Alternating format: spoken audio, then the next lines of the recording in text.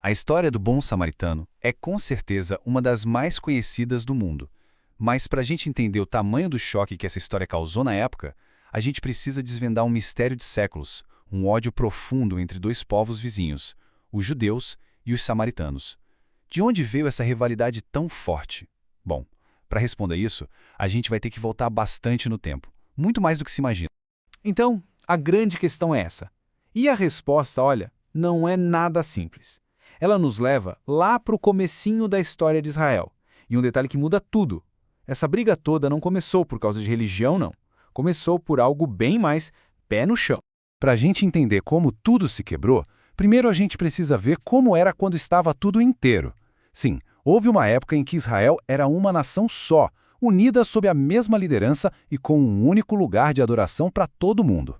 A nação de Israel, na verdade, não era uma coisa só, um bloco único.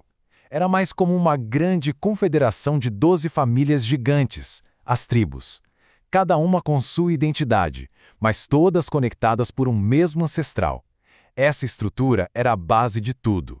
E no meio dessa galera toda, duas tribos tinham papéis-chave. A tribo de Judá, que era a maior, tinha a promessa da realeza, ou seja, os reis viriam de lá. Já a tribo de Levi, bom, eles não ganharam um pedaço de terra, mas ganharam uma responsabilidade enorme, o sacerdócio. Eram eles que cuidavam de tudo que era religioso. Então era uma divisão bem clara, né? A política com Judá, a religião com Levi. Uma organização que mantinha o reino nos eixos. E aí veio a era de ouro da União. O rei Davi, que era da tribo de Judá, fez de Jerusalém a capital política. E logo depois o filho dele, Salomão, construiu o famoso templo lá. Então, de repente, tudo, o poder político e o poder religioso estava concentrado em um lugar só, Jerusalém. Era o centro de tudo. Pois é, mas essa união toda não durou para sempre. E a primeira rachadura nessa história não foi por causa de Deus, foi por causa de política e dinheiro. Vamos ver como a coisa começou a desandar. Apesar da fama de sábio, o governo de Salomão foi pesado, viu? As tribos que ficavam no norte sentiam que estavam carregando o reino nas costas. Elas pagavam impostos altíssimos, tinham que mandar gente para trabalho forçado nas grandes construções, enquanto a tribo de Judá, lá no sul, parecia ter um tratamento especial. O ressentimento era pura e simplesmente econômico e político. Depois que Salomão morreu, as tribos do norte foram conversar com o filho dele, o Roboão. E o que eles disseram, nossa, ecoa até hoje. Essa frase resume o sentimento de anos e anos de exploração. Era um pedido de alívio, sabe? Uma última tentativa de consertar as coisas. Mas o Roboão não só se recusou a aliviar, como ainda ameaçou piorar a situação. A resposta veio na hora, e foi drástica. 10 das 12 tribos se revoltaram e simplesmente romperam com a dinastia de Davi. Elas formaram o seu próprio reino no norte. A partir dali, a nação estava oficialmente dividida. Bom, com a separação política feita, o novo Reino do Norte se viu com um problemão nas mãos. Para conseguir sobreviver como nação, a separação política ia ter que virar uma separação religiosa também. Pensa só na sinuca de bico do primeiro rei do norte, o Jeroboão. O coração da fé do povo dele, o templo, ficava lá em Jerusalém, a capital do reino inimigo. Se o povo continuasse viajando para lá para fazer suas orações, era questão de tempo até a lealdade deles voltar para o reino do sul. A motivação dele era bem clara, né? Isso não tinha nada a ver com pureza da fé. Era puro cálculo político. Jeroboão estava com medo de perder o trono. A religião aqui virou uma ferramenta para ele se manter no poder. Então, ele agiu de forma bem estratégica. Primeiro, mandou construir outros lugares de adoração no seu reino. Depois, nomeou seus próprios sacerdotes, quebrando aquela tradição antiga de que só a tribo de Levi podia fazer isso. E, por fim, deu uma adaptada nas práticas religiosas. Na prática, ele criou uma religião de Estado, tudo para cortar de vez os laços do povo do norte com Jerusalém. A divisão já era gigantesca, mas um evento externo, uma conquista, ia tornar tudo isso irreversível.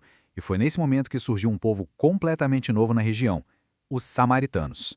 O golpe final veio de fora. Depois de uns 200 anos de separação, lá por 722 a.C., o poderoso Império Assírio invadiu e dominou o reino do norte de Israel. Esse foi o ponto final. Não tinha mais volta. Os assírios tinham uma tática bem específica para controlar os povos que eles conquistavam. Eles mandavam embora uma parte da elite local e traziam gente de tudo que é canto do império para morar ali. E o que aconteceu? O povo que ficou e os estrangeiros que chegaram começaram a conviver, a se casar e, claro, a misturar suas culturas e suas crenças. E foi exatamente desse caldeirão cultural e religioso que nasceram os samaritanos. Eles eram um povo misturado com uma fé que também era uma mistura. Eles passaram a adorar o Deus de Israel, mas sem abandonar totalmente os deuses que os estrangeiros trouxeram de suas terras. Certo. Agora que a gente fez toda essa viagem pela história, a gente pode finalmente voltar para nossa pergunta lá do começo e entender as raízes daquele ódio todo. As diferenças entre eles não eram pequenas. Eram gigantescas e irreconciliáveis. Para os judeus, o único lugar sagrado era o templo em Jerusalém. Para os samaritanos, era o Monte Gerizim. Os judeus seguiam a Bíblia hebraica inteira. Já os samaritanos só aceitavam os 5 primeiros livros.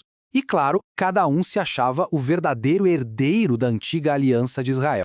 Então, o ponto crucial é este. Para os judeus do sul, que se consideravam os guardiões da fé pura, os samaritanos eram simplesmente errados. Era um povo de sangue misturado, com uma religião corrompida que tinha traído a aliança original com Deus.